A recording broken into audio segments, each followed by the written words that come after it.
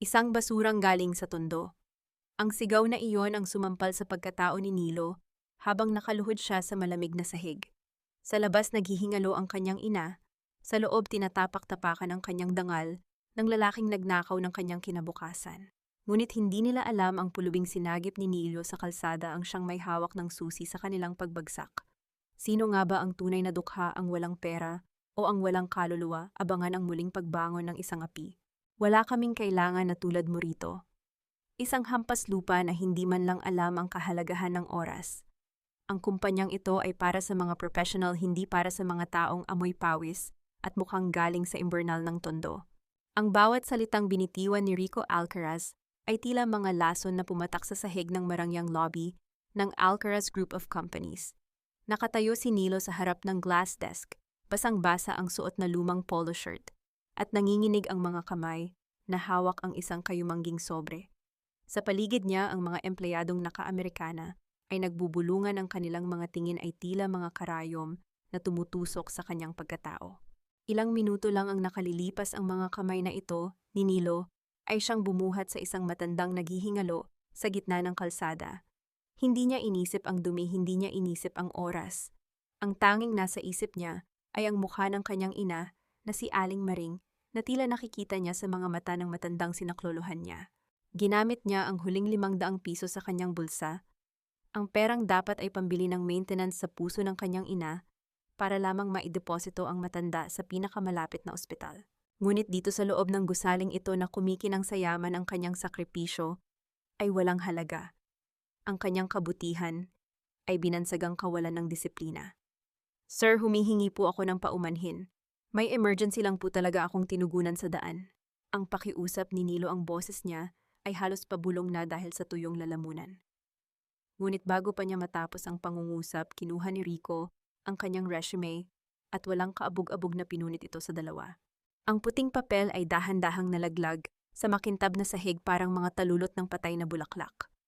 Kasabay nito naramdaman ni Nilo ang isang matinding paninikip sa kanyang dibdib.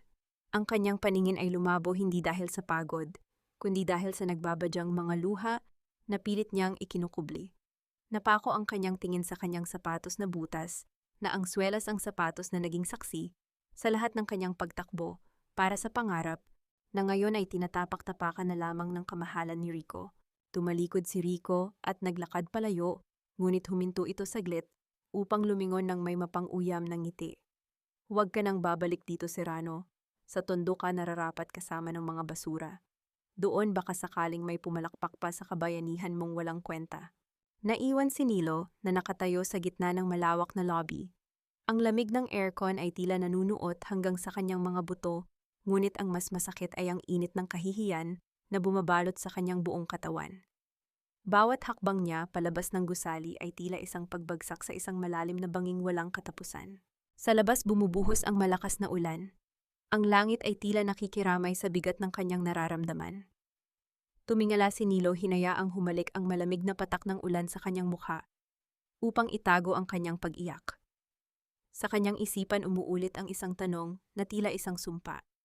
Sa mundong ito na ang tinitingnan ay ang kinang ng ginto, may puwang pa ba ang isang pusong tapat? Habang naglalakad siya sa gitna ng baha patungo sa sakayan, hindi niya alam na sa isang silid sa ospital na pinag-iwanan niya sa matanda, isang pares ng mga mata ang dahan-dahang bumukas. Ang matandang lalaki, si Don Severino, ay pilit na inaalala ang mukha ng binatang nagligtas sa kanya, ang binatang may amoy ng pawis, ngunit may hawak ng pinakamalinis na kamay na naranasan niya sa loob ng mahabang panahon. Sa tondo naghihintay ang kanyang ina na may dalangin sa mga labi, hindi alam na ang kanyang anak ay uuwing talunan ng bulsa, ngunit duguan ng dangal. Ang bawat patak ng ulan sa balikat ni Nilo ay tila mga paalala ng kanyang kabiguan, ngunit sa kailaliman ng kanyang pagkatao, may isang mitsang nagsisimulang mag-alab. Mali nga ba ang maging tao sa mundong hayop lamang ang kinikilala? Paano niya haharapin ang kanyang ina na umaasang may dalang gamot, ang kanyang pagbabalik? Sa gabing ito ng bagyo, tila ang tadhana ay naghahanda ng isang mas malupit na biro para sa kanya. Kasalanan ko, kung hindi ako naging masyadong mapuso, sana ay may gamot na ang aking ina ngayon. Ang bawat hakbang ni Nilo pabalik sa iskinita ng tondo ay tila paghatak sa isang mabigat na kadena. Ang amoy ng basang basura at kanal ay sumalubong sa kanya isang pamilyar na samyo na tila nagpapaalala na dito siya nararapat hindi sa mga de-aircon na gusali ng Makati. Hawak pa rin niya ang punit na resume ang papel na nagsilbing huling pag-asa ng kanilang pamilya na ngayon ay wala ng silbi kundi maging basahan. Pagpasok niya sa kanilang maliit na barong-barong, ang boses ng kanyang kapatid na si Lina ang sumalubong sa kanya. Kuya, nakakuha ka ba ng trabaho? Pinuntahan tayo rito ng naniningil ng kuryente kanina. Sabi nila puputulan na tayo bukas kung hindi tayo makabayad. Hindi makatingin ng diretso si Nilo. Lina, pasensya na, hindi ako pinalad ngayong araw. Mula sa maliit na silid narinig ang sunod-sunod na ubo ni Aling Maring. Ang bawat tunog ay tila isang matalim na kutsilyong humahati sa katahimikan, isang paalala na ang oras ay unti-unting nauubos. Lumapit si Nilo sa kanyang ina na nakahiga sa isang manipis na banig. Ang mukha nito ay maputla, ang mga mata ay lubog, ngunit nagawa pa ring ngumiti nang makita ang anak. Nilo, anak, ayos lang yan. Huwag mong sisihin ang iyong sarili. Ang mahalaga ay nakauwi kang ligtas. Ang mahinang boses ng ina. Hinawakan ni Nilo ang mainit at tuyong kamay ng kanyang ina. Naramdaman niya ang matinding hapdi sa kanyang puso dahil alam niyang wala siyang dalang kahit isang tableta ng gamot. Ang perang pambilisanan nito ay nasa ospital na kasama ng matandang hindi naman niya kamag-anak. Naipangako gagawa ako ng paraan.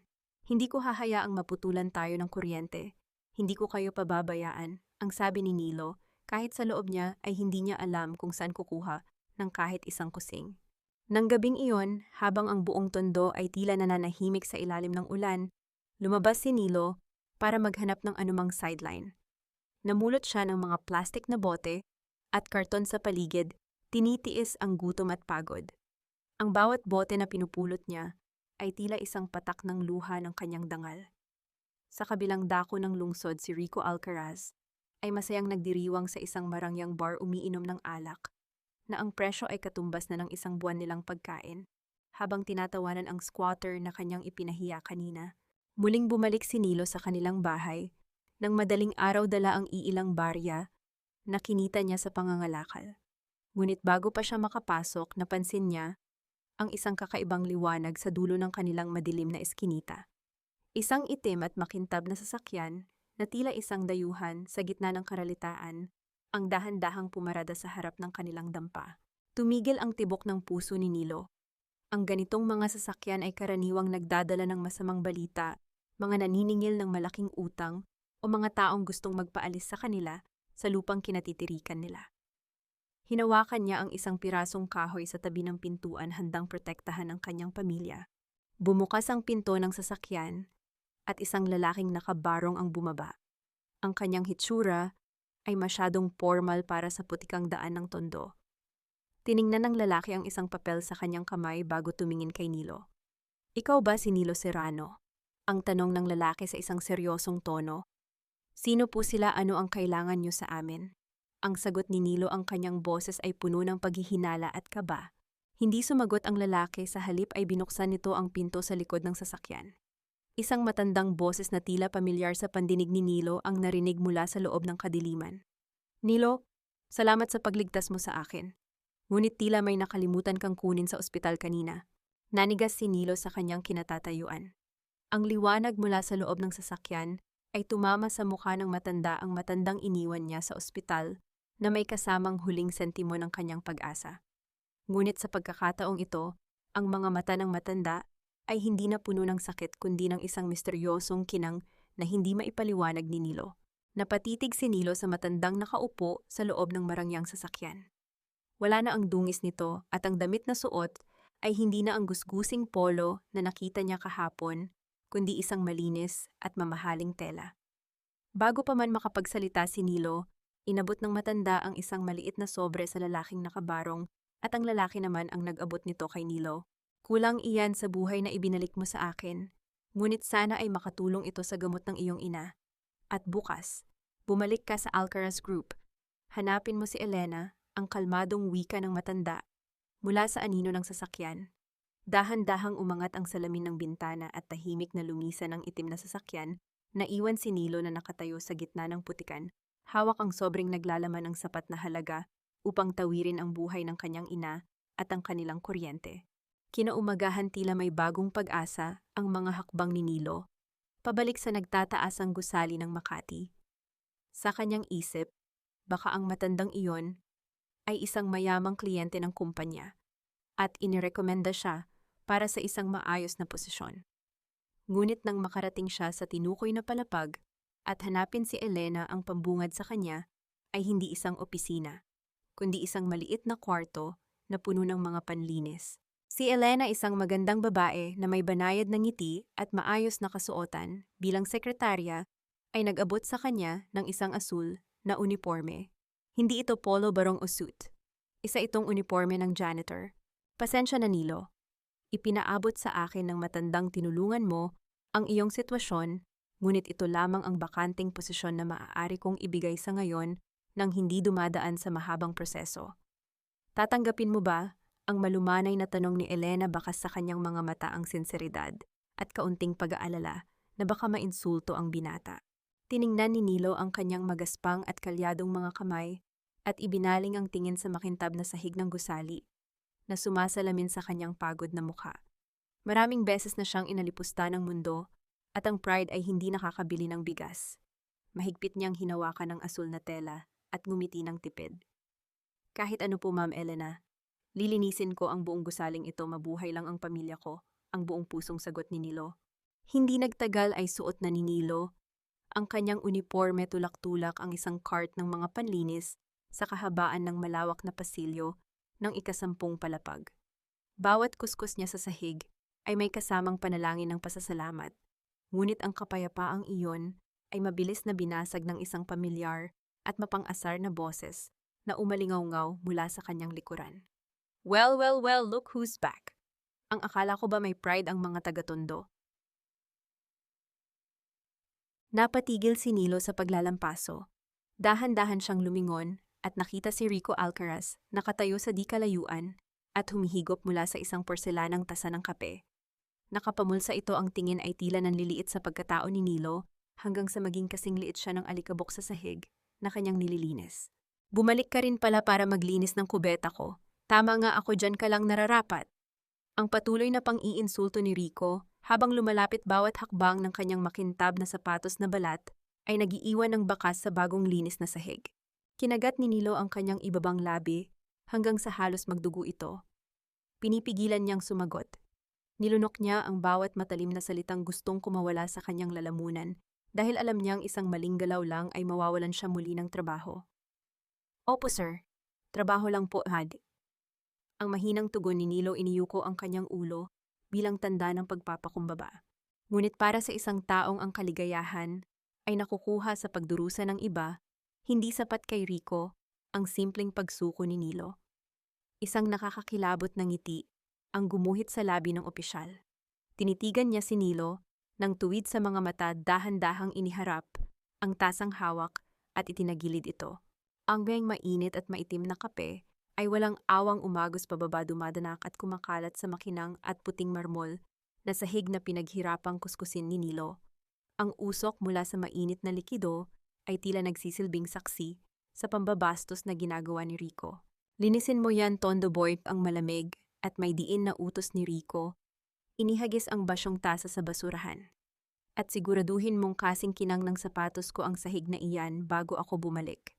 Dahan-dahang lumuhod si Nilo sa harap ng kumakalat na kape. Ang bawat patak ng mainit na inumin ay tila sumasalamin sa bawat pangarap na unti-unting nadudurog sa ilalim ng kapangyarihan ni Rico.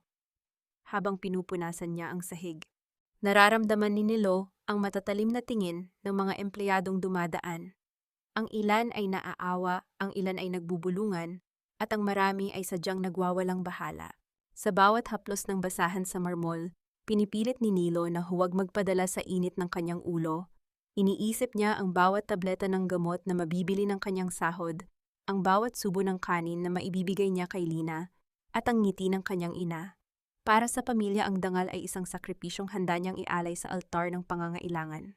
Samantala sa isang malayong opisina na nakatago sa likod ng mga tintadong salamin, isang pares ng mga matatandang mata ang tahimik na nakamasid sa CCTV monitor. Hindi kumukurap si Don Severino habang pinapanood ang bawat kilos ni Nilo. Sa kanyang tabi tahimik ding nakatayo si Elena, hawak ang mga dokumentong kailangang lagdaan.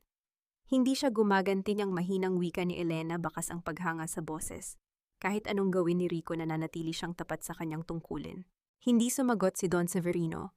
Sa kanyang isipan, ang binatang nasa harap ng monitor ay hindi lamang isang janitor. Si Nilo ang tanging tao na nakita niya sa loob ng maraming taon na hindi nabahira ng ambisyon at kasakiman. Ngunit kailangan pa niyang makita kung hanggang saan ang hangganan ng pasensya ng binata. Bumalik si Nilo sa kanyang janitor's room pagkatapos ng kanyang shift. Pagod ang kanyang buong katawan, ngunit bago pa man siya makapahinga, isang bagay ang nakakuha ng kanyang pansin sa ilalim ng mga basurahan na itinapon mula sa opisina ni Rico. Isang pirasong papel na nakatupi na may tatak ng confidential. Dahil sa kuryosidad, dahan-dahan niyang binuksan ang dokumento. Ang kanyang mga mata ay nanlaki. Ang mga numerong nakasulat ay hindi tumutugma sa mga ulat na ipinapasa ni Rico sa Board of Directors. May malaking butas sa pondo ng kumpanya na nakalaan sana para sa mga manggagawang kontraktual. Hindi lang ito pagkakamali sa pagkwenta. Ito ay isang malinaw na ebidensya ng malawakang corruption. Bago pa man niya maiintindihan ang buong nilalaman, isang malakas na katok ang yumanig sa pintuan ng janitor's room. Nilo, labas! Ang sigaw ni Rico. Mula sa labas, ang boses nito ay puno ng matinding galit. Mabilis na itinago ni Nilo ang dokumento sa loob ng kanyang uniforme. Pagbukas niya ng pinto, nakita niya si Rico, nakasama ang 2 gwardiya ng kumpanya. Ang mukha ni Rico ay namumula sa galit, ang kanyang mga mata ay nanlilisik sa paghahanap ng anuman na maaari niyang gamitin laban sa janitor. May nawawalang dokumento sa opisina ko. Ang janitor na katulad mo ang huling nakita malapit sa aking pinto. Ang akusasyon ni Rico, habang mabilis na sinimulang hinalughog ng mga gwardiya ang maliit na silid ni Nilo. Naramdaman ni Nilo ang papel na nakadikit sa kanyang balat. Ang bawat kanto nito ay tila isang matalim na kutsilyong nagbabadyang tumagos sa kanyang dibdib. Kung mahuhuli siya, hindi lang siya mawawala ng trabaho. May pakukulong siya ni Rico sa maling paratang na siya ang magnanakaw. Sa gitna ng kaguluhan, nakita ni Nilo sa dulo ng pasilyo si Elena na tila naguguluhan at natatakot para sa kanya. Wala po akong kinuha, Sir Rico. Ang depensa ni Nilo, ngunit hindi nakikinig ang mga gwardya. Hubarin mo ang suot mo, ang utos ni Rico, habang unti-unting lumalapit sa kanya, handang ipakita sa lahat na si Nilo ay isang magnanakaw na hindi karapat-dapat sa kahit anong puwang sa kumpanyang ito. Tama na iyan, Sir Rico. Ang tinig ni Elena ay parang isang malamig na agos ng tubig na sumalubong sa nagbabagang galit sa loob ng janitor's room. Bahagyang napaatras ang mga gwardya habang si Rico naman ay lumingon ng may halong inis. Nakatayo ang sekretarya sa may pinto, ang kanyang tindig ay formal, ngunit ang kanyang mga mata ay may sapat na talas upang patigilin ang anumang kaguluhan. Anong ginagawa mo rito, Elena? May magnanakaw tayong nahuli sa akto. Ang asik ni Rico habang tinuturo si Nilo na tila isang maruming hayop. Pinapatawag po kayo ni Don Severino sa boardroom ngayon din. May kinalaman ito sa nakaraang audit ng kumpanya, ang mahinahong sagot ni Elena. Hayaan mo na ang mga gwardya ang magtapos nito. Bilang sekretarya ng presidente, ako na ang magsisilbing saksi sa gagawin nilang paghahanap. Dahil sa takot na mapaghintay ang matandang Alcaraz, wala nang nagawa si Rico, kundi ang lumabas, ngunit bago iyon, ay binigyan niya si Nilo ng isang tingin na nangangako ng mas matinding pahirap. Nang makaalis ang opisyal, mabilis na lumapit si Elena sa mga gwardya at kinausap ang mga ito. Dahil sa respeto nila sa babae, hindi na nila itinuloy ang marahas na pagkapkap at hinayaan na lamang si Nilo na ayusin ang sarili. Sa isang sulok ng gusali na hindi nararating ng ingay ng mga empleyado sa rooftop, kung saan ang hangin ay malayang humahalik sa mga nagtataasang pangarap, doon muling nagtagpo sina Nilo at Elena pagkatapos ng shift. Malalim na ang gabi at ang mga ilaw ng Makati ay tila mga bituin na bumagsak sa lupa. Salamat, Elena. Kung hindi ka dumating, baka nasa loob na ako ng selda ngayon, ang mahinang sabi ni Nilo habang nakasandal sa bakal na rehas. Inilabas niya mula sa kanyang bulsa ang isang pakete ng Skyflakes at hinati ito sa 2.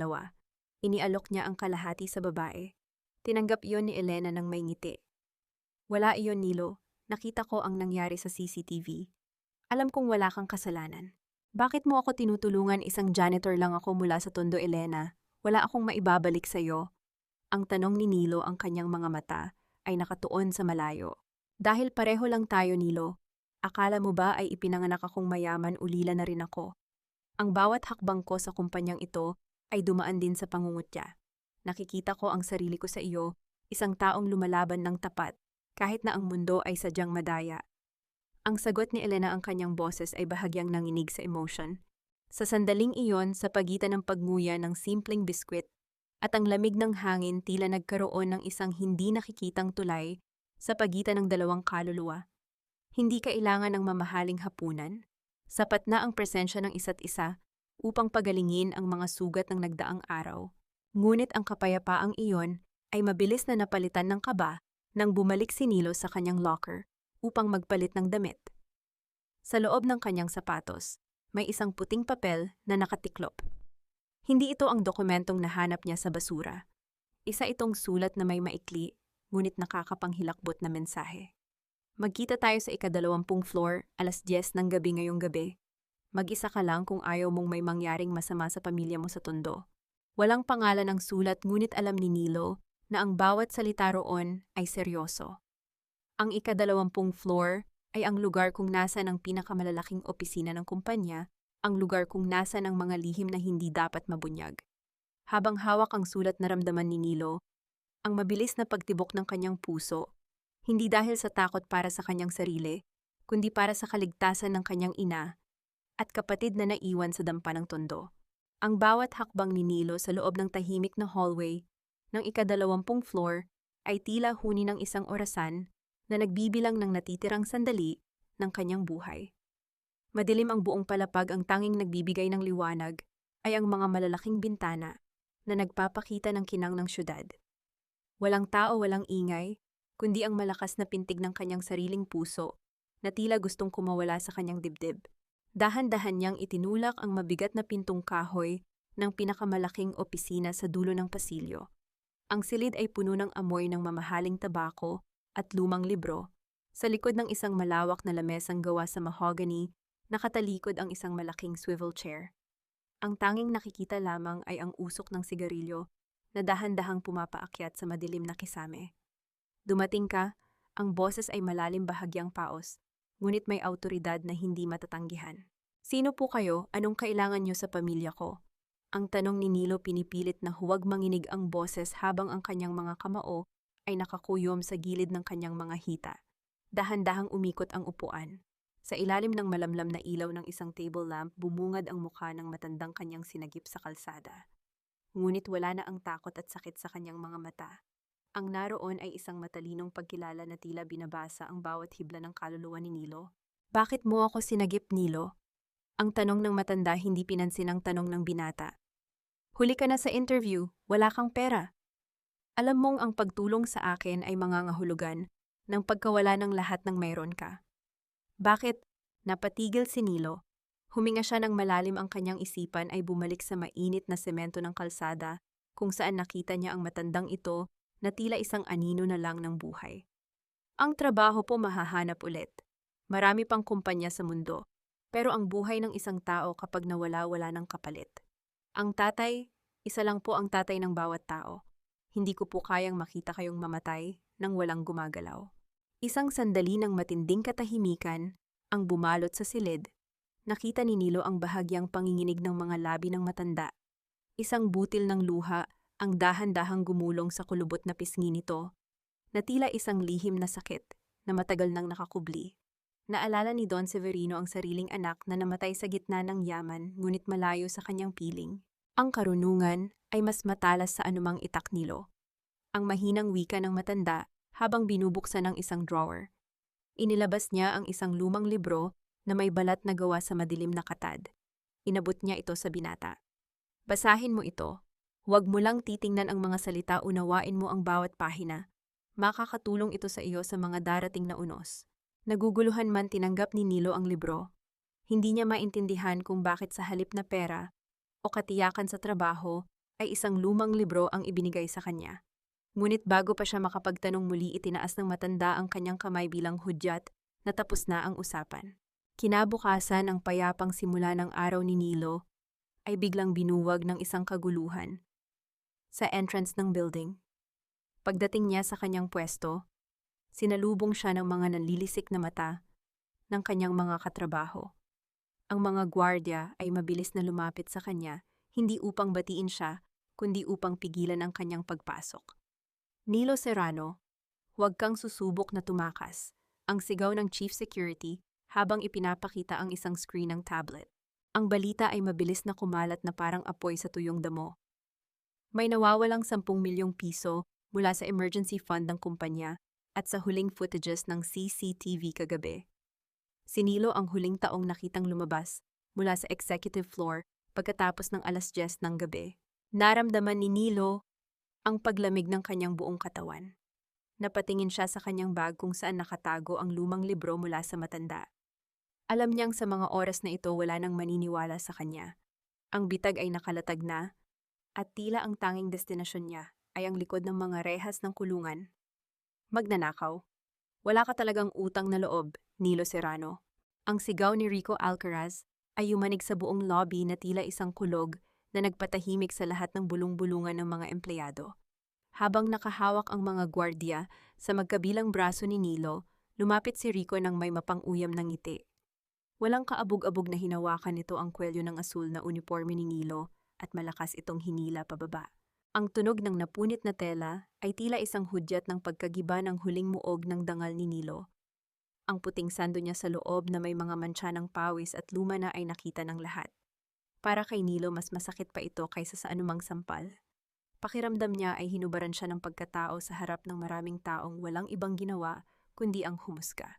Ito ang napala namin sa pagpapatuloy ng isang basura mula sa tundo.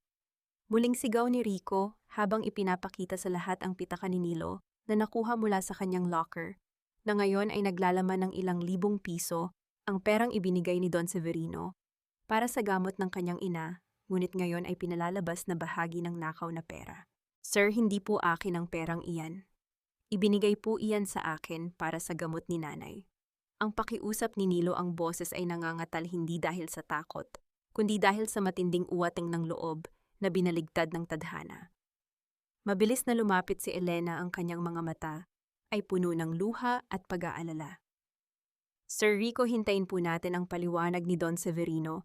Hindi magagawa ni Nilo ito, ang pagtatanggol ng dalaga. Ngunit isang malamig na tingin lamang ang isinagot ni Rico. Manahimik ka, Elena. Kung ayaw mong mawala ng trabaho at madamay sa kasong ito, umatras ka. Ang ebidensya ay hindi nagsisinungaling. Pinalaya si Nilo sa gusali hindi bilang isang empleyado, kundi bilang isang kriminal. Habang naglalakad siya sa labas ang init ng araw, ay tila nakikisali sa kanyang pagkapahiya. Ngunit ang mas masakit na katotohanan ay naghihintay sa kanya sa pag-uwi niya sa tondo. Pagdating niya sa kanilang iskinita, ang amoy ng basang lupa at bulok na basura ay hinaluan ng ingay ng mga taong nagkakatipon sa harap ng kanilang dampa.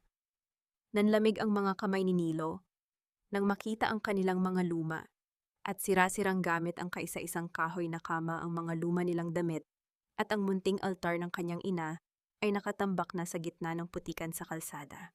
Kuya Zant, ang hagulhol ni Lina na nakaluhod sa tabi ng kanilang mga gamit habang hinahawakan ang isang basang notebook.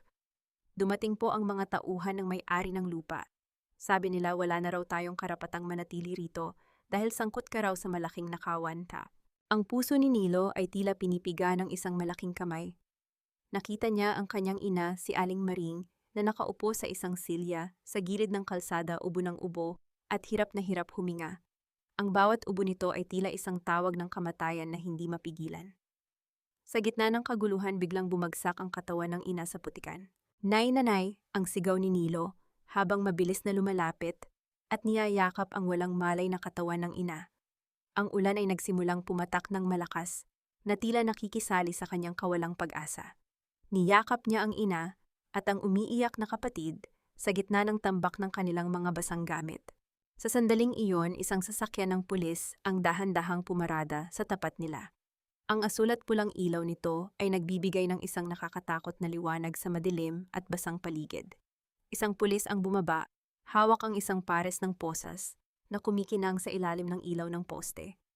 Nilo Serrano, ikaw ay nasa ilalim ng pagdakip para sa kasong qualified theft. Sumama ka sa amin ng matiwasay. Tumingala si Nilo, ang ulan at luha ay naghahalo sa kanyang mukha. Tiningnan niya ang kanyang ina na wala pa ring malay at ang kanyang kapatid na kapit sa kanyang binti. Ang mundo ay tila tuluyan ng tumalikod sa kanya at sa bawat pag-ikot ng posas sa kanyang mga pulso, naramdaman niya ang huling hibla ng kanyang pag-asa na unti-unting napuputol. Ang bawat tunog ng bakal sa loob ng presinto, ang pag-lock ng selda, ang pagbagsak ng mga mabibigat na folder sa lamesa ay tila mga martilyong pako na ibinabaon sa puso ni Nilo. Nakaupo siya sa isang malamig na bangko, ang kanyang mga kamay ay nanatiling nakaposas. Hindi mawala sa kanyang isipan ang imahe ni Lina na humahabol sa sasakyan ng pulis at ang maputlang mukha ng kanyang inang isinasakay sa ambulansya. "Serrano, tumayo ka riyan, may kukuha sa iyo." Ang malamig na utos ng isang pulis pagkaraan ng ilang oras. Inakala ni Nilo na ililipat na siya sa city jail. Inasahan niya ang mas madilim na selda at ang mas malupit na trato. Ngunit laking gulat niya nang sa halip na asul na sasakyan ng pulis, isang pamilyar na itim na sedan ang naghihintay sa labas. Ang lalaking nakabarong na nakita niya sa tondo ang nagbukas ng pinto para sa kanya. "Saan niyo ako dadalhin? Wala akong perang pambayad sa inyo." Ang mahinang tanong ni Nilo, habang pilit na isinisiksik ang sarili sa mamahaling upuan ng sasakyan. Hindi sumagot ang driver. Tahimik lamang ang pag-andar ng sasakyan hanggang sa pumasok sila sa isang dambuhalang gate sa isang eksklusibong subdivision sa Forbes Park. Huminto ang sasakyan sa tapat ng isang mansyon na tila isang palasyo sa ilalim ng liwanag ng buwan. Ang bawat haligi ay gawa sa puting marmol at ang hardin ay amoy ng mga sariwang rosas at mamahaling pabango. Dinala si Nilo sa loob sa isang malawak na silid-aklatan na puno ng mga librong abot hanggang kisame. Doon sa gitna ng silid nakaupo sa isang silyang gawa sa balat ng hayop si Don Severino Alcaraz. Tanggalin ang kanyang mga posas, ang utos ng matanda sa mga gwardiyang kasama ni Nilo. Nang maramdaman ni Nilo ang paglaya ng kanyang mga pulso, hindi pa pasasalamat ang naramdaman niya. Isang matinding galit ang biglang sumabog sa kanyang dibdib. Ang lahat ng hirap na dinanas niya, ang pagkakait ng gamot sa kanyang ina, ang pagtatapon sa kanila sa kalsada, lahat ng iyon ay nag-aapoy ngayon sa kanyang mga mata. "Laro lang ba sa inyo ang lahat ng ito, Don Severino?" Ang pasigaw na tanong ni Nilo. Ang kanyang boses ay nanginginig sa puot. "Pinanood niyo akong tapak-tapakan ni Rico. Hinayaan niyo kaming mawala ng tirahan. Namamatay ang nanay ko, habang kayo ay nakaupo rito sa ginto. Bakit? Para lang ba makita kung gaano katibay ang isang squatter na tulad ko?" Hindi natinag ang matanda. Tiningnan niya si Nilo nang may malalim na lungkot sa mga mata. "Pasensya na, Nilo, sa mundong ginagalawan ko ang kabutihan, ay madalas na ginagamit na disguise ng mga taong gustong pumatay sa akin. Kailangan kong malaman kung ang iyong puso ay ginto o sadyang nagkukunwari lamang. Ngunit nagkamali ako sa isang bagay. Hindi ko inakalang gagawa ng ganoon kabilis na hakbang si Rico laban sa pamilya mo." Tumayo si Don Severino at lumapit sa isang malaking screen sa pader. Pinindot niya ang isang button at lumitaw ang isang video. Doon sa loob ng opisina ni Rico, malinaw na nakikita ang paglipat ng pondo sa isang lihim na account at ang paglalagay ng pera sa locker ni Nilo. "Alam ko ang lahat, Nilo. At ang dokumentong nahanap mo sa basura, iyon ang huling pako sa kabaong ni Rico. Ngunit kailangan natin ng higit pa sa ebidensya. Kailangan ko ng isang taong may sapat na tapang na harapin ang mga linta sa kumpanyang ito." Ang seryosong pahayag ni Don Severino. Napatigil si Nilo. Ang paghinga niya ay unti-unting kumalma, ngunit ang hapdi sa kanyang puso ay naroon pa rin. "Ang nanay ko, nasaan siya?" "Nasa pinakamagandang private suite siya ng ospital ngayon, Nilo. Kasama niya ang mga pinakamagaling na doktor. At ang inyong bahay sa Tondo, huwag mo nang isipin iyon. May mas maayos na lugar na naghihintay sa inyo." Lumapit ang matanda at ipinatong ang kamay sa balikat ni Nilo. "Nilo, oras na para bumalik ka sa kumpanya. Hindi na bilang janitor na yumuyo ko kundi bilang kanang kamay ko natatapos sa kasamaan ni Rico." Nanlamig ang buong katawan ni Nilo. Ang alok na ito ay hindi lamang trabaho, ito ay isang deklarasyon ng giyera. Sa kanyang isipan nakikita niya ang mapanuyang mukha ni Rico, ngunit sa kabila ng liwanag ng pag-asa, isang tanong ang pumasok sa isip ni Nilo habang tinitingnan ng matanda. Kung talagang kilala ni Don Severino ang lahat ng galaw ni Rico, bakit hinayaan niyang mamatay ang sarili niyang anak sa gitna ng korupsyong ito noon? Anong misteryo ang itinatago ng matanda sa likod ng kanyang mga pangakong tulong? Sino ang nagpapasok sa basurang ito rito? Ang boses ni Rico ay muling bumasag sa katahimikan ng lobby, ngunit sa pagkakataong ito, walang sumagot sa kanya. Ang mga empleyadong kanina lang ay nagbubulungan, ay tila naging mga estatwa, habang nakatingin sa lalaking naglalakad, papasok sa main entrance. Hindi na suot ni Nilo ang asul na uniforme ng janitor na may punit sa balikat. Ngayon suot niya ang isang itim na suit na tila sadyang ginawa para sa kanyang balangkas. Ang bawat hakbang ng kanyang makintab na sapatos na balat ay lumilikha ng isang matatag at ritmikong tunog sa ibabaw ng puting marmol. Huminto si Nilo sa harap ni Rico. Ang kanyang likod ay tuwid na tuwid at ang kanyang mga mata ay hindi na nakayuko sa sahig. Naroon ang isang uri ng katahimikan sa kanyang mukha na mas nakakatakot kaysa sa anumang galit. Nice costume, Nilo. Saan mo nirentahan yan? Sa punerarya, ang panunuya ni Rico pilit, na itinatago ang kaba sa likod ng isang malakas na tawa. Guardia, bakit hinayaan niyo ang kriminal na ito na makatapak ulit dito labas? Ngunit sa halip na sumunod ang mga guardia, sila ay sabay-sabay na sumaludo kay Nilo. Nanlaki ang mga mata ni Rico. Dahan-dahang kinuha ni Nilo ang isang puting sobre mula sa kanyang bulsa at iniabot ito kay Rico. Ito ang kautusan mula sa Office of the Chairman, Sir Rico. Mula sa araw na ito ako ang tatayo bilang Special Auditor at Personal Representative ni Don Severino Alcaraz. Lahat ng dokumento, lahat ng transaksyon at lahat ng pirma mo ay kailangang dumaan sa akin.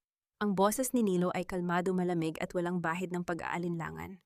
Nanginginig ang mga kamay ni Rico habang binabasa ang sulat. Ang pirma ni Don Severino ay nagniningning sa ilalim ng ilaw ng lobby. Ang mga empleyado ay nagsimulang magkatinginan, ng ilan ay hindi makapaniwala na ang taong kanina lang ay pinupunasan ng kanilang kape ay siya na ngayong may hawak ng kanilang kapalaran. Sa di kalayuan nakatayo si Elena. Ang kanyang mga kamay ay nakatakip sa kanyang bibig at ang mga luha ng tuwa ay dahan-dahang gumulong sa kanyang mga pisngi.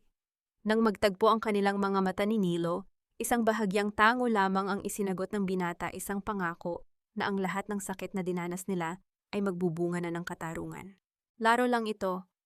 Alam nating lahat na peke ito.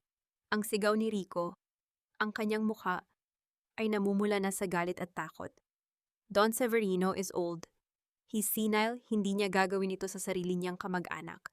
Hindi ang tondo ang basura, Sir Rico.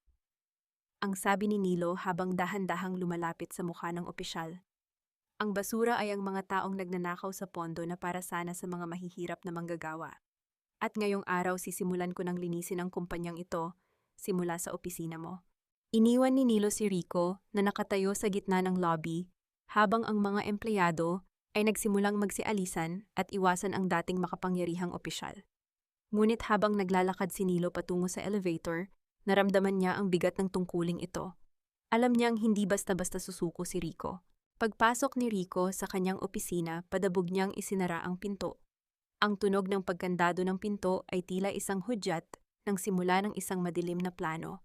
Mabilis niyang kinuha ang kanyang burner phone mula sa isang lihim na drawer at may tinawagan. Hindi na ito pwedeng patagalin. Ang bulong ni Rico, ang kanyang boses, ay puno ng puot at desperasyon. Masyado nang maraming alam ang matanda at ang janitor na yan. Kailangan nating itumba si Don Severino bago pa niya opisyal na mailipat ang mana. Gawin niyo na ang dapat gawin ngayong gabi. Sa kabilang linya, isang malamig na katahimikan ang sumagot na tila isang hudyat na ang kamatayan ay dahan-dahan nang kumakatok sa pintuan ng mansyon ng mga Alcaraz. Sa loob ng isang pribadong suite sa ospital, ang tanging tunog na naririnig ay ang mahinang ugong ng air conditioner at ang matatag na tibok ng heart monitor. Nakaupo si Nilo sa tabi ng kanyang ina, pinagmamasdan ang dahan-dahang pagbalik ng kulay sa mga pisngi ni Aling Maring. Wala na ang amoy ng luma at basang kahoy ng tondo. Ang paligid ngayon ay amoy ng kalinisan at mamahaling pabango ng mga bulaklak. Nilo, anak, tila panaginip ang lahat ng ito. Mahinang wika ng kanyang ina habang hinahaplos ang kamay ng anak. Sana ay hindi tayo nananaginip lang. Hindi, Punay. Ito na ang bunga ng lahat ng pagtitiis natin. Sagot ni Nilo, ngunit sa loob niya, alam niyang ang bawat segundong lumilipas ay punong-puno ng panganib. Matapos masigurong ligtas ang kanyang pamilya, bumalik siya sa opisina. Ang gabi ay malalim na at ang nagtataasang gusali ng Makati ay tila mga higanteng nagmamasid sa bawat galaw niya. Habang abala si Nilo sa pag-aaral ng mga dokumento, bumukas ang pinto at pumasok si Elena. Maputla ang kanyang mukha at ang kanyang mga mata ay puno ng kabalisahan. Nilo, kailangan mo nang umalis dito, ang pabulong na babala ni Elena habang mabilis na nilalapitan ang binata. Narinig ko ang pakikipag-usap ni Rico sa telepono. May mga taong binabayaran siya para tapusin ang lahat ng ito sa dahas. Cornered na si Rico at ang isang taong walang nang mawawala ay ang pinakamapanganib na kalaban. Bago pa makasagot si Nilo, isang masangsang na amoy ng usok ang biglang pumasok sa ilalim ng pinto. Ang amoy ng nasusunog na plastik at papel ay mabilis na humalo sa malamig na hangin ng opisina. Ang alarm ng gusali ay hindi tumunog, isang malinaw na indikasyon na may nakialam sa sistema ng seguridad. Elena, sa likod ko, sigaw ni Nilo. Hinawakan niya ang kamay ni Elena at hinila ito patungo sa fire exit. Ramdam ni Nilo ang panginginig ng mga kamay ng dalaga. Sa gitna ng dilim at lumalapot na usok, napatigil sila nang may marinig na mga yabag ng mabibigat na sapatos sa pasilyo. Mabilis na hinila ni Nilo si Elena sa loob ng isang maliit na storage room. Ang distansya sa pagitan nila ay nawala. Nararamdaman ni Nilo ang mabilis na paghinga ni Elena sa kanyang dibdib, habang ang dalaga naman ay nakakapit ng mahigpit sa kanyang suit. Sa gitna ng takot, tila tumigil ang mundo para sa kanilang dalawa. Huwag kang matakot, Elena. Hinding-hindi ko hahayaang may mangyaring masama sa iyo, bulong ni Nilo. Dahan-dahang itinaas ni Nilo ang kanyang kamay at pinunasan ng isang butil ng luhang gumulong sa pisngi ni Elena. Isang sandali ng matinding pag-unawa at pagmamahal ang namayani sa kanila, isang damdamin na mas malakas pa kaysa sa banta ng apoy sa labas. Nang humupa ang panganib at matiyak na nakaalis na ang mga tauhan ni Rico, muling bumalik si Nilo sa kanyang mesa. Sa gitna ng mga nagulong papel, nakakita siya ng isang huling piraso ng katotohanan, isang lihim na listahan ng mga asset ng kumpanya na ilegal na ibinebenta ni Rico sa mga dayuhang korporasyon. Hindi lang pagnanakaw ang ginagawa ni Rico, unti-unti niyang pinapatay ang legacy ni Don Severino. Samantala sa tahimik na hardin ng mansyon ng mga Alcaraz, naglalakad si Don Severino upang malanghap ang sariwang hangin ng gabi. Hindi niya alam na sa di kalayuan, sa madilim na bahagi ng mga puno, isang pulang tuldok ng laser ang dahan-dahang gumagapang sa kanyang dibdib. Isang matalas na titig mula sa isang sniper ang nakatutok sa puso ng matanda, habang ang daliri nito ay dahan-dahang humahawak sa gatilyo ng baril. Ang bawat segundong lumilipas sa tahimik na hardin ng mansyon ay tila isang dambuhalang pabigat sa dibdib ni Nilo. Kararating lang niya mula sa opisina, ang kanyang puso ay mabilis pa ring tumitibok dahil sa mga dokumentong natuklasan niya, ngunit ang masamang kutob ay mas matindi pa sa pagod. Sa gitna ng malamlam na ilaw ng mga garden lamp, nakita niya ang matanda. Nakatayo si Don Severino sa tapat ng mga rosas, ang kanyang likod ay tila isang larawan ng kapayapaang malapit ng mabasag. Biglang nanliit ang mga mata ni Nilo nang mapansin niya ang isang maliit at pulang tuldok na sumasayaw sa puting barong ng matanda. Hindi ito bunga ng ilaw sa paligid. Ito ay isang banta. Don Severino Dapa, ang sigaw ni Nilo, na tila bumasag sa katahimikan ng gabi. Wala nang oras para magpaliwanag. Buong lakas na tumakbo si Nilo, ang kanyang mga sapatos ay humahampas sa damuhan hanggang sa marating niya ang kinaroroonan ng matanda. Isang malakas na tunog ang umalungaw-ngaw sa paligid, isang pagputok na yumanig sa hangin at nagpagising sa mga ibong natutulog sa mga puno. Kasabay ng tunog na iyon, naramdaman ni Nilo ang isang matinding init na tila dumampi sa kanyang balikat. Ang kanyang katawan ay bumangga kay Don Severino, sapat upang maitulak ang matanda sa likod ng isang malaking haliging bato. Isang matinding kirot ang biglang gumapang sa kanyang kaliwang braso, kasunod ang malapot at mainit na likidong nagsimulang bumasa sa kanyang itim na suit. Nilo, anak, ang gulat na sigaw ni Don Severino habang hawak ang bumagsak na binata. Sa kabilang bahagi ng bakod, maririnig ang kalansing ng mga bakal at ang mabilis na yabag ng mga paa ng mga pulis. Ang planong pagtawag ni Elena sa mga awtoridad ay hindi nabigo. Ang sniper na binayaran ni Rico ay mabilis na napalibutan bago pa man ito makagawa ng pangalawang putok. Sa dulo ng driveway, nakita ni Nilo ang mukha ni Rico sa loob ng isang sasakyan, ang kanyang mga mata ay nanlilisik sa takot, habang ang mga posas ay dahan-dahang isinasara sa kanyang mga kamay. Sa loob ng emergency room ng ospital, ang amoy ng gamot at ang liwanag ng mga fluorescent lamp ay tila nagpapahiwatig ng katapusan ng isang mahabang bangungot. Nakaupo si Don Severino sa tabi ng kama ni Nilo, ang kanyang mga kamay ay nanginginig habang pinagmamasdan ang balot na balikat ng binata. Bakit mo ginawa iyon, Nilo? Maaari kang mamatay. Ang mahinang tanong ng matanda, ang kanyang boses ay puno ng pagsisisi at matinding utang na loob. Dahil ang buhay niyo po ay hindi lamang para sa inyo, Don Severino. Para po kayo sa lahat ng mga taong umaasa sa kumpanyang ito, at para na rin po sa akin, ang sagot ni Nilo, kahit nahirap siyang magsalita dahil sa epekto ng gamot. Dahan-dahang kinuha ni Don Severino ang isang luma at kupas na litrato mula sa kanyang pitaka. Ipinakita niya ito kay Nilo. Sa litrato may dalawang lalaking magkaakbay, si Don Severino noong kabataan niya at ang isa pang lalaki na ang mga mata ay kamukhang-kamukha ng kay Nilo. Ang iyong lolo si Mateo Serrano, siya ang aking pinakamatalik na kaibigan. Kami ang magkasamang bumuo ng pangarap na ito. Ngunit dahil sa aking kayabangan at ambisyon, tinalikuran ko siya ng maghirap ang kanyang pamilya. Iyon ang pinakamalaking pagkakamaling daladala ko hanggang sa pagtanda. Ang pagkukumpisal ng matanda habang ang mga luha ay malayang dumadaloy sa kanyang mga pisngi. Kaya po ba niyo ako tinutulungan? Ang tanong ni Nilo, ang kanyang boses ay puno ng pagtataka. Noong una akala ko ay sapat na ang tulong para mabayaran ang aking hiya.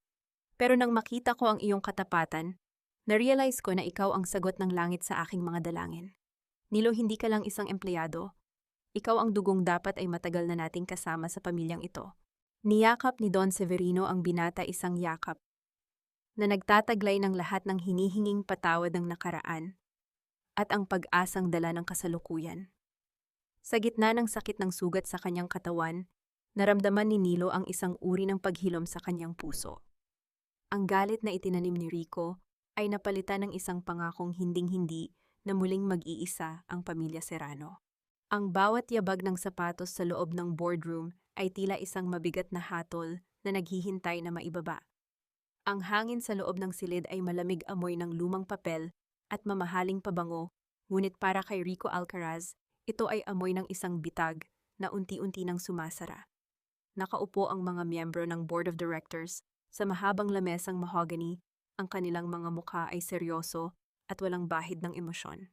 Bumukas ang pinto at pumasok ang dalawang pulis, hila-hila si Rico na nakaposas ang mga kamay sa kanyang harapan. Ang kanyang suot na mamahaling suit ay gusot-gusot na at ang kanyang buhok na laging maayos ay nakalaylay na sa kanyang noo. Sa kabila ng kanyang kalagayan, ang kanyang mga mata ay nananatiling puno ng puot. Bitawan niyo ako. Hindi niyo ba alam kung sino ako? Ako ang tagapagmana ng kumpanyang ito. Ang sigaw ni Rico, ang kanyang boses ay pumiyok sa galit. Nilo, hayop ka. Inutusan mo lang ang mga pulis na ito para agawin ang sa akin. Nakatayo si Nilo sa dulo ng lamesa sa tabi ng bakanting upuan ng chairman. Ang kanyang sugatang braso ay nakasuporta sa isang itim na sling, ngunit ang kanyang tindig ay mas matatag pa sa anumang haligi ng gusali. Tiningnan niya si Rico nang walang kahit anong galit, kundi ng isang malalim na awa. Wala akong kinuha sa iyo, Rico. Ikaw ang kumuha sa sarili mo, ang kalmadong sagot ni Nilo. Ang bawat sentimong ninakaw mo sa mga manggagawa, ang bawat dokumentong dinoktor mo, lahat iyon ang nagdala sa iyo rito. Sinungaling halinghing ni Rico habang pilit na kumakawala sa mga pulis. May hawak akong testamento. May pirma ni Don Severino na ako ang kaisa-isang tagapagmana. Peke ang lahat ng paratang nyo. Dahan-dahang tumayo si Elena mula sa kanyang upuan at inilabas ang isang remote control. Ang tinutukoy mo bang testamento ay ang hinalungkat mo sa lihim na vault ni Don Severino? Ang tanong ni Elena. Pinindot niya ang button at isang video ang lumitaw sa malaking screen. Doon malinaw na nakikita si Rico na pilit na binubuksan ang vault at pinapalitan ang mga dokumento habang natutulog ang matanda. Hindi lang iyon, lumitaw din ang mga record ng kanyang pakikipag-usap sa sniper na bumaril kay Nilo. Ang buong boardroom ay nabalot ng bulungan ng pagkagulat at pandidiri. Hindi totoo iyan, AI-generated iyan. Pakana iyan ang janitor na iyan. Ang huling hirit ni Rico ang kanyang boses ay puno na ng desperasyon. Ang pawis ay malayang gumadaloy sa kanyang mukha at ang kanyang tuhod ay nagsimulang manginig. Sa sandaling iyon bumukas muli ang pinto at pumasok si Don Severino, naka-wheelchair, ngunit ang kanyang mga mata ay nagniningning sa awtoridad. Tumahimik ang lahat. Tumigil si Don Severino sa tapat ni Rico. Rico, ibinigay ko sa iyo ang lahat ng pagkakataon dahil pamilya kita. Pero pinili mong maging anay sa sarili nating tahanan. Ang mahinang wika ng matanda, ngunit ang bawat salita ay may bigat ng isang pinal na hatol. Mula sa araw na ito, lahat ng assets na nasa ilalim ng pangalan mo ay kumpiskado ng kumpanya. Ibabalik natin yon sa mga taong ninakawan mo. Gagamitin natin yon para sa isang foundation sa Tondo. Lumingon si Don Severino sa board members. At sa harap ninyong lahat, formal kong hinirang si Nilo Serrano bilang COO ng kumpanya at CEO ng Alcaraz Serrano Foundation. Siya ang magtutuloy ng pangarap na binuo namin ng kanyang lolo. Isang masigabong palakpakan ang umalingaw-ngaw sa silid maliban kay Rico, na ngayon ay nakaluhod na sa sahig, humihagulgol sa kahihiyan, habang dahan-dahang hinihila ng mga pulis palabas. Habang dumadaan si Rico, sa harap ni Nilo, napatigil siya sandali. Hindi pa tapos ito, Nilo, hahanapin ko kayo. May hawak pa akong alas na hindi nyo alam. Ang huling sigaw ni Rico bago tuluyang isara ang pinto ng boardroom. Ang tunog ng pagsasara ng pinto ay tila isang hudyat ng tagumpay, ngunit ang huling banta ni Rico ay nag-iwan ng isang maliit na tinik sa puso ni Nilo. Tumingin si Nilo sa bintana, tanaw ang malawak na syudad ng Maynila. Ang langit ay unti-unti nang nagliliwanag. Hindi ang Tondo ang basura, Rico, ang bulong ni Nilo sa kanyang sarili. Ang basura ay ang ugali mong mas masahol pa sa imburnal, at ngayong araw tapos na ang panunungkulan ng dumi. Ang amoy ng bawang na piniprito sa mainit na kawali ay humahalo sa maalat na simoy ng hangin mula sa Manila Bay, isang pamilyar na samyo na tila bumabalot sa buong iskinita ng Tondo. Nakatayo si Nilo sa tapat ng maliit na karinderya kung saan nagsimula ang lahat. Hindi na siya ang binatang dugyot at hapong-hapo. Suot niya ang isang simpleng puting t-shirt at maong, ngunit ang kanyang tindig ay naglalabas ng isang uri ng kapayapaan na hindi kayang bilhin ng salapi. Nilo, ikaw na ba yan? Ang gulat na tanong ni Aling Bebang, ang may-ari ng karinderya, habang pinupunasan ang kanyang mga kamay sa apron. Balita namin ay isa ka na raw malaking tao sa Makati. Akala ko ay hinding-hindi ka na babalik dito sa putikan. Ngumiti si Nilo, isang ngiting abot hanggang sa kanyang mga mata. Dito po ako galing, Aling Bebang. Dito rin po ang uwi ko. Inabot niya ang isang dokumento sa matanda. Binili ko na po ang pwestong ito mula sa landlord nyo. Hindi na kayo kailangang magbayad ng renta. Sa inyo na po ito at may kasama pang pondo para mapaganda ang inyong munting kainan. Ang mga luha ng pasasalamat ni Aling Bebang ay tila mga hiyas na kumikinang sa ilalim ng sikat ng araw. Sa paligid, ang mga batang dating namamalimos ay nakapila na ngayon, hindi para humingi ng barya, kundi para sa kanilang unang araw sa scholarship program ng Alcaraz Serrano Foundation. Ang bawat tawa at ingay ng mga bata ay tila isang symphony ng bagong simula. Sa malawak na garden ng isang bagong bahay na hindi kalayuan sa Tondo, nakaupo si Aling Maring sa isang tumba-tumba. Ang kanyang paghinga ay malalim at maayos, na wala na ang hirap at sakit. Sa kanyang tabi nakaupo si Don Severino, hawak ang isang tasa ng tsaa. Ang dalawang matanda ay tila nagbabalik tanaw sa mga alaala ng kanilang kabataan, sa mga panahong ang bawat pangarap ay tila abot kamay pa. Salamat, Severino. Akala ko ay tuluyan ng malilibing ang pangalan ng asawa ko sa limot, mahinang wika ni Aling Maring habang nakatingin sa kanyang mga anak. Ako ang dapat magpasalamat, Maring. Ang iyong anak ang nagligtas sa akin mula sa isang buhay na walang kabuluhan. Sagot ni Don Severino, ang boses ay puno ng katapatan. Sa di kalayuan nakita nila si Lina na bumaba mula sa isang sasakyan, suot ang kanyang uniforme mula sa isang prestihiyosong unibersidad. Hawak niya ang kanyang mga libro, nang may dangal ang kanyang mga mata, ay nagniningning sa pag-asa. Wala na ang takot na baka hindi siya makatapos. Ngayon ang tanging iniisip niya ay kung paano siya makakatulong sa kapwa niya taga-Tondo. Lumapit si Elena kay Nilo habang pinagmamasdan nila ang paglubog ng araw sa malayo. Ang kalangitan ay nagkukulay kahel at lila, isang sining ng kalikasan na tila nagbabasbas sa kanilang dalawa. Dahan-dahang hinawakan ni Nilo ang kamay ni Elena, ang kanilang mga daliri ay nagdaup isang tahimik na pangako ng katapatan. Nilo, ang dami nating pinagdaanan. Minsan naiisip ko kung totoo ba ang lahat ng ito, bulong ni Elena habang isinasandal ang kanyang ulo sa balikat ng binata. Totoo ito, Elena. Ang bawat sugat ay naghilom na at ang bawat luha ay naging katarungan, sagot ni Nilo. Dahan-dahang kinapa ni Nilo ang kanyang bulsa. Sa ilalim ng malamlam na liwanag ng isang poste sa kalsada, inilabas niya ang isang maliit na pelus na kahon. Pagbukas nito, isang simpleng singsing na may nagniningning na brilyante ang tumambad. Ang kinang nito ay tila nagnanakaw ng atensyon mula sa mga bituin sa langit. Elena, hindi ko maipapangako ang isang mundong walang hirap. Pero maipapangako ko na sa bawat hirap na darating, hindi ka na muling mag-iisa. Papayag ka bang maging kabiyak ng puso ko habang buhay? Ang katahimikan ng gabi ay nablot ng isang matamis na tension. Nakita ni Nilo ang pagkislap ng mga luha sa mata ni Elena, mga luhang hindi na bunga ng sakit, kundi ng wagas na kaligayahan. Bago pa makasagot ang dalaga, isang malamig na simoy ng hangin ang dumaan na tila nagdadala ng isang huling bulong mula sa nakaraan. Ngunit sa likod ng kanilang kaligayahan, may isang huling sorpresa pa palang inihanda si Don Severino, isang lihim na nakatago sa loob ng isang lumang safe, na tanging si Nilo lang ang may karapatang magbukas. Ano ang laman ng huling pamanang ito na magbabago sa kanilang tadhana ng tuluyan? Ang bawat tunog ng kampana ng lumang simbahan sa Tondo ay tila isang awit ng tagumpay na umaalingaw sa bawat sulok ng iskinita. Hindi sa isang marangyang hotel sa Makati, kundi dito sa lugar kung saan ang bawat pader ay saksi sa kanyang mga luha.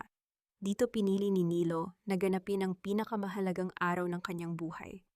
Ang amoy ng mga sariwang sampagita ay humahalubilo sa simoy ng dagat, at ang bawat mukhang nakangiti sa paligid ay mga taong naging bahagi ng kanyang paglalakbay. Nakatayo si Nilo sa harap ng altar, suot ang isang barong na gawa sa pinakamahusay na pinya, ngunit ang kanyang mga mata ay nananatiling mapagpakumbaba. Nang bumukas ang malaking pintong kahoy, pumasok si Elena. Ang kanyang puting belo ay tila isang ulap na dahan-dahang gumagapang sa gitna ng pasilyo. Sa bawat hakbang ng dalaga, nararamdaman ni Nilo ang init ng pasasalamat sa kanyang dibdib. I never thought I'd find a man like you, Nilo, ang mahinang bulong ni Elena nang makarating siya sa tabi ng binata. Sa gitna ng dumi ng mundo, ikaw ang naging pinakamalinis na bahagi ng buhay ko. And I promise to keep it that way, Elena, sagot ni Nilo habang hinahawakan ang mga kamay ng dalaga. Hinding-hindi ko makakalimutan kung saan tayo galing. Sa harap ng altar, hindi lamang ang pag-iisang dibdib, nina Nilo at Elena ang ipinagdiwang. Tumayo si Don Severino, hawak ang isang legal na dokumento na kinuha niya mula sa huling lihim na vault. Ito ang huling sorpresa, ang formal na pag-ampon kay Nilo bilang kanyang legal na anak at tagapagmana ng lahat ng kanyang ari-arian, hindi bilang isang kawanggawa, kundi bilang pagkilala sa dugong Serrano na nagligtas sa dangal ng mga Alcaraz. Ang yaman ay lumilipas, ngunit ang dangal ay nananatili habang buhay, ang wika ni Don Severino sa harap ng mga panauhin. Nilo, ikaw ang nagturo sa akin na ang tunay na CEO ay hindi nasusukat sa laki ng kanyang opisina, kundi sa laki ng kanyang malasakit sa mga taong nasa ibaba. Matapos ang kasal, isang simpleng salo-salo ang naganap sa bagong tayong Alcaraz Serrano Community Center sa gitna ng Tondo. Naroon si Aling Maring, maayos na ang suot at nagniningning ang mga mata sa kagalakan, habang si Lina naman ay abala sa pakikipag-usap sa mga batang scholar. Wala na ang takot sa kanilang mga muka. Ang naroon ay ang katiyakan ng isang bukas na hindi na kailangang ipaglaban araw-araw. Bago matapos ang gabi, lumabas si Nilo at naglakad patungo sa dalampasigan. Inilabas niya mula sa kanyang bulsa ang isang lumang papel, ang punit-punit at basang resume na itinapon ni Rico noong unang araw. Ito ang huling alaala ng kanyang sakit at pagkapahiya. Dahan-dahan niyang hinukay ang buhangin at ibinaon ang papel doon. Kasabay ng pagbaon sa papel ay ang pagpapakawala sa lahat ng pait ng nakaraan. Tumingala siya sa malawak na langit kung saan ang mga bituin ay tila nakikigalak sa kanyang kapayapaan. Tapos na ang pagtakbunay, tapos na ang gutom, ang bulong ni Nilo sa hangin. Naramdaman niya ang isang pamilyar na init sa kanyang likuran. Yumakap si Elena sa kanya, ipinatong ang ulo sa kanyang balikat, habang kapwa sila nakatingin sa paghahalikan ng dagat at ng langit. Ang liwanag ng buwan ay tumatama sa kanilang mga singsing na tila isang simbolo ng isang bagong simula na hinding-hindi na muling mababura. Ang kwento ni Nilo Serrano ay hindi lamang kwento ng pag-unlad mula sa hirap. Ito ay paalala na sa likod ng bawat saradong pinto, may isang bintanang bubuksan ng tadhana para sa mga taong marunong magmahal at magsakripisyo. Ang dangal ng Tondo ay hindi nawala. Bagkus ito ay nagniningning na ngayon sa bawat pusong naniniwala na ang kabutihan ay palaging sapat upang baguhin ang mundo. Sa huling pagkakataon, lumingon si Nilo sa mga ilaw ng Tondo. Hindi na ito lugar ng basura at dusa para sa kanya, kundi isang hardin ng mga pangarap na sa wakas ay namukadkad na. Lumipas ang mga taon at ang ingay ng Tondo ay hindi na lamang hiyaw ng paghihikahos, kundi awit na ng pag-asa. Ang Alcaraz Serrano Community Center ay nakatayo na ngayon bilang isang matibay na mug sa gitna ng eskinita, kung saan ang mga pangarap ng mga kabataan ay hindi na lamang basta pangarap kundi isang realidad na unti-unti nilang hinahawakan. Sa loob ng isang maliit ngunit maayos na opisina sa foundation, nakaupo si Nilo habang pinagmamasdan ng isang lumang litrato sa kanyang lamesa. Ito ang litrato ng kanyang lolo Mateo at ni Don Severino. Sa tabi nito ay ang isang bagong kuha siya, si Elena, at ang kanilang maliit na anak na si Mateo Severino. Ang bata ay may mga matang nagniningning, punong-puno ng kuryosidad sa mundong hindi na kailangang katakutan. Dinalaw ni Nilo si Rico sa kulungan ilang buwan na ang nakalilipas. Hindi para manumbat o para ipakita ang kanyang tagumpay, kundi para magdala ng isang payapang pagtatapos. Nakita niya ang isang lalaking wala na ang dating kinang isang anino na lamang ng kanyang dating pagkatao. Sa sandaling iyon, naramdaman ni Nilo ang ganap na pagpapatawad. Hindi dahil karapat-dapat si Rico, kundi dahil ang kanyang puso ay wala ng puwang para sa puot. Ang katarungan ay naibigay na ng batas, at ang kalayaan ni Nilo ay nagmula sa pagpapakawala ng galit na minsan ay sumakal sa kanyang pagkatao. "Daddy, look, ang ganda ng drawing ko." Ang masayang sigaw ng munting Mateo habang tumatakbo patungo sa kanyang ama. Binuhat ni Nilo ang anak at hinalikan ito sa noo. "Napakaganda, anak. Katulad ng puso ng mommy mo," sagot ni Nilo habang nakatingin kay Elena, nakapapasok lang sa silid bitbit ang ilang dokumento para sa kanilang susunod na outreach program. Si Don Severino naman ay mapayapang namumuhay sa kanyang mansyon, madalas na bumibisita sa Tondo para makipaglaro sa kanyang kaisa-isang apo. Natagpuan na rin ng matanda ang kapayapaang matagal niyang hinanap mula nang mamatay ang kanyang anak. Ang pagkakamali ng nakaraan ay hindi na muling mabubura, ngunit ang kabutihan ng kasalukuyan ay nagsilbing pambura sa hapdi ng kanyang budhi. Para sa mga nanay na nakikinig sa kwentong ito, habang nagluluto o nag-aalaga ng pamilya ang buhay ni Nilo Serrano, ay isang paalala. Ang pagiging dukha ay hindi isang kapansanan, at ang pagiging mayaman ay hindi isang garantiya ng kaligayahan. Ang tunay na kayamanan ay matatagpuan sa bawat sakripisyo natin para sa ating mga mahal sa buhay, sa bawat pagpili na maging mabuti kahit na ang mundo ay malupit, at sa dangal na hindi kailanman nabibili ng pilak o ginto.